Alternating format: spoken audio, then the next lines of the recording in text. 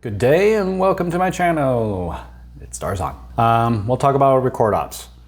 Record ops, your job is actually really easy, and the most important thing to have is a set of good headphones. You're listening to records, and what you're also listening for is any challenges with audio. And sometimes as an audio engineer, they're having to pay attention to a lot of things and they're not able to listen to the audio completely, at least not the ones that you're getting in the record deck. What you hear in the house is going to sound a little different on a set of headphones. So you'll hear things that the audio engineer may not hear in the house. So the most important thing is having a good set of headphones, and two is to listen to the records the entire time you're recording. Oh yeah, and hitting records, which I actually forgot to do earlier. So don't do that, because then you have to do a take again. And you can't do that with a conference show. You can't just say, hey guys, sorry, we didn't record that session. Can you record it again? Can we do it all over again and we'll record it again? That doesn't happen.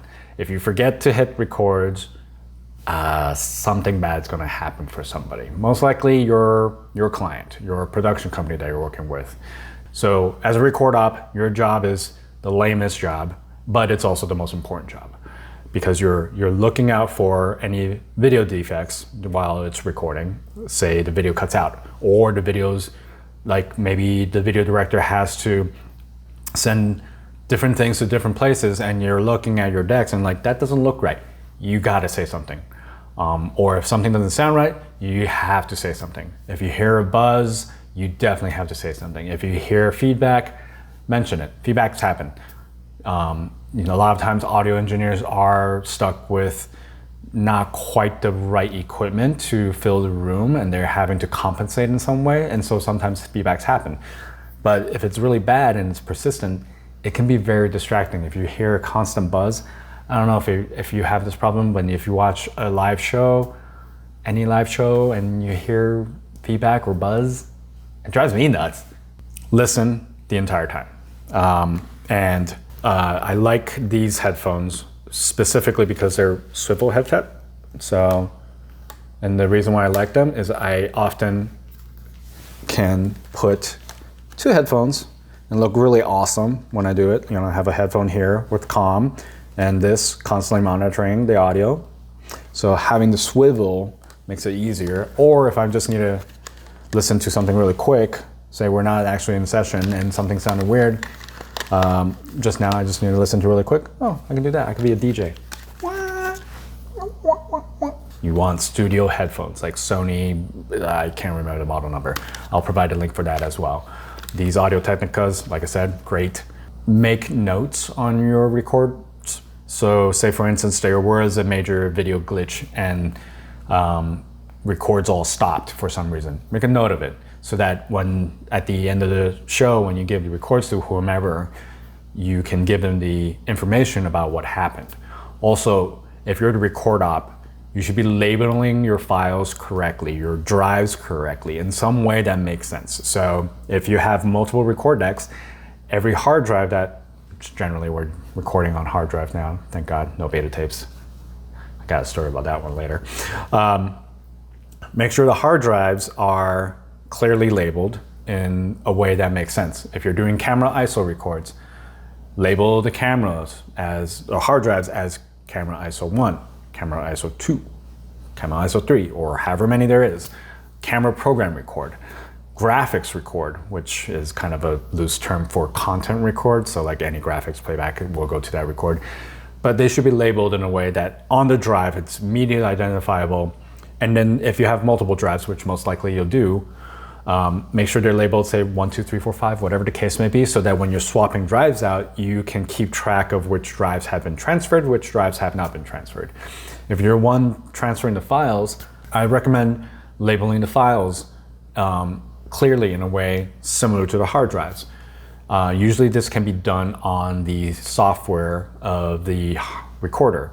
I usually do all my pre-event records just willy-nilly on all the drives, and then in terms of like the take numbers. So every take, they usually will create a new number.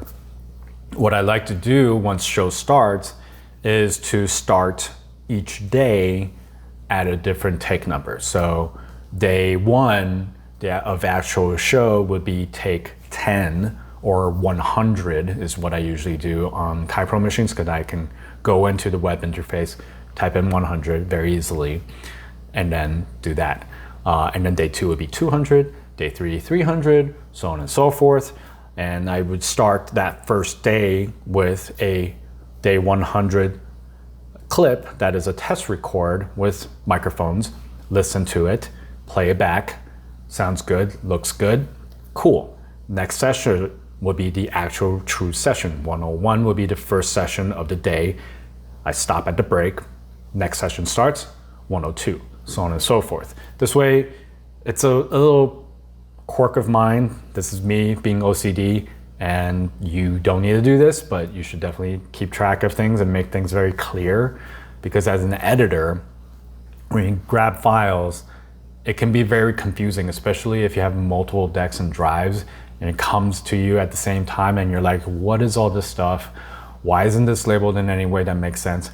How do I know what's day 1, day 2, day 3? If you don't label them in a way that makes sense, then it makes it very challenging for someone. So it's a nice thing to do.